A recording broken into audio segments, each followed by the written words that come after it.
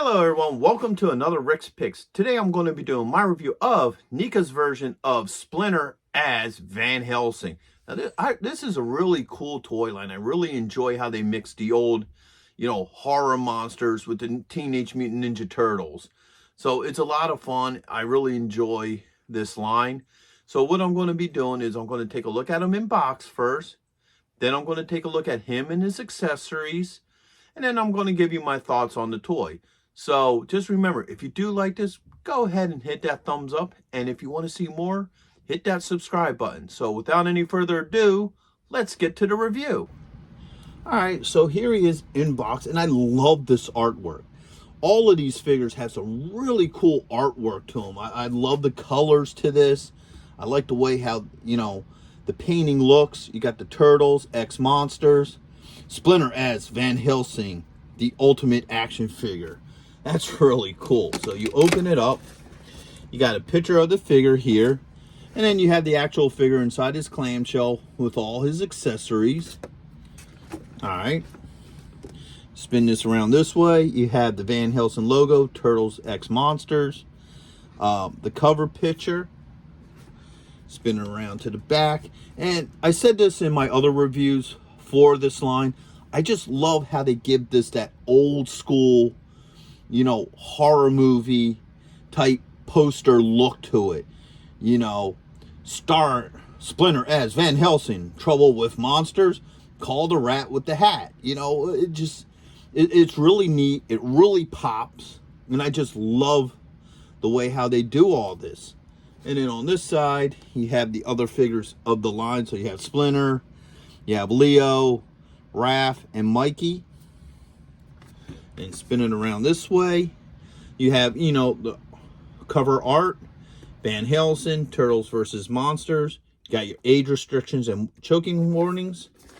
And then on the bottom, you have all your legal. So let's get ready to open him up. So here he is out of box. He's a really nice looking figure. Let's give him the rotation. They put a lot of detail into him. He looks really, really cool. Oops, this gets hooked up back up in his jacket there. He does have a couple points of articulation, so the head does move. Not a whole lot, but it does. You have a shoulder joint, double elbow, a wrist. All right. He does have a torso joint, a thigh joint. He does have a little bit of a knee joint. It is there. He has an ankle joint and then a foot joint. All right. And his tail is a bendy, so you can kind of manipulate that however you want it to. He does come with a, little black stand. This actually came with the figure. And overall, he's a nice looking figure. I love a lot of the work that they put into him. Just some of the detail, like he has these purple gloves on his hands, then, rivets and stuff in the belt, the design of his hat. So overall, he's a really nice looking figure. Oops. When he wants to stand. Actually, here, let's put both feet right on the pegs as they should be.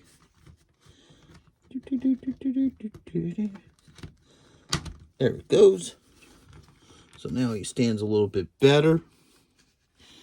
All right. He does come with a lot of accessories. So he comes with 4 hands. So he has a closed hand here, which would probably be used to hold equipment. All right. He has another one right there. All right. He has a pointing hand. That's definitely for the crossbow. All right. This one here with 2 fingers. All right. He comes with the alternate head. So you can have him without the hat, which is kind of cool. He has a crossbow. All right.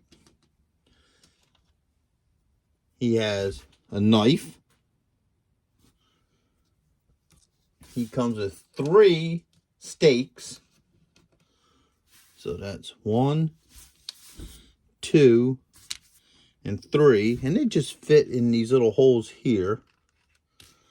1, 2, and 3.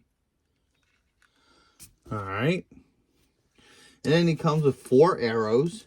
So you got 1 arrow. This one has like a sort of serrated tip on it. Okay. You have this arrow, which is just standard arrow. He actually comes with 3 standard ones. So 1, 2, and the other one was 3.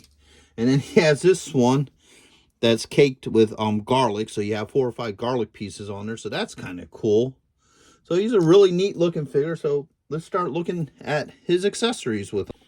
All right, so let's see how well everything works with him. So let's start with the crossbow. So this looks like, no wait, this looks like to be the crossbow hand. So he actually takes his crossbow in his left hand, which is a rarity. Most figures, you know, their weapons go in their right hand. So let's see how well this fits in here. Now his fingers do move, so boom, just like that. Crossbow fits in there very easily. All right, so there's no problems with it. Now, this is something I noticed about this. The crossbow can actually, oops, I had it a minute ago, can knock into place. Doesn't sit there very well, but it can do it, which is kind of neat. You can get an arrow on here.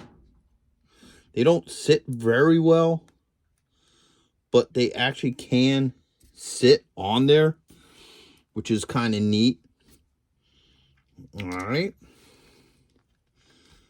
So he doesn't really have a spot for the actual crossbow, because this is a quiver here. So this is where all your arrows are going to go. So the arrows just fit in there very loosely.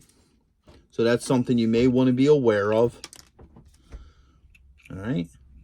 Actually, once you get the garlic clove one in there, they all actually sit in there a little bit tighter with that one in. So they all fit in there very nice. All right.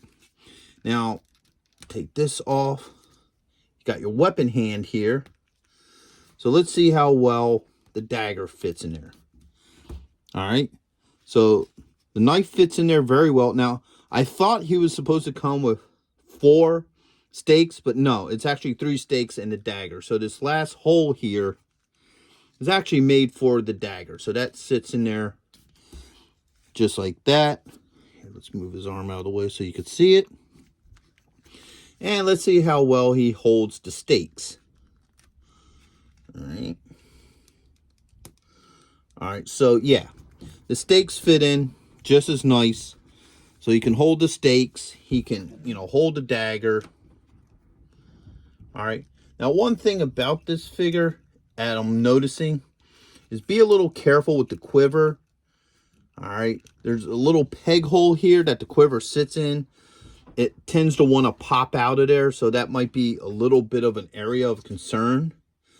Now, the last thing we're going to do is see how well his heads interchange. So I'm going to gently try to pull this off. There it goes. All right, and then, all right, oops. So now I'm gently working this on. I'm not trying to force it. So there you go. Now he has this head on. Oops. Looks like that didn't really want to sit there. Let me try working it just a little bit more.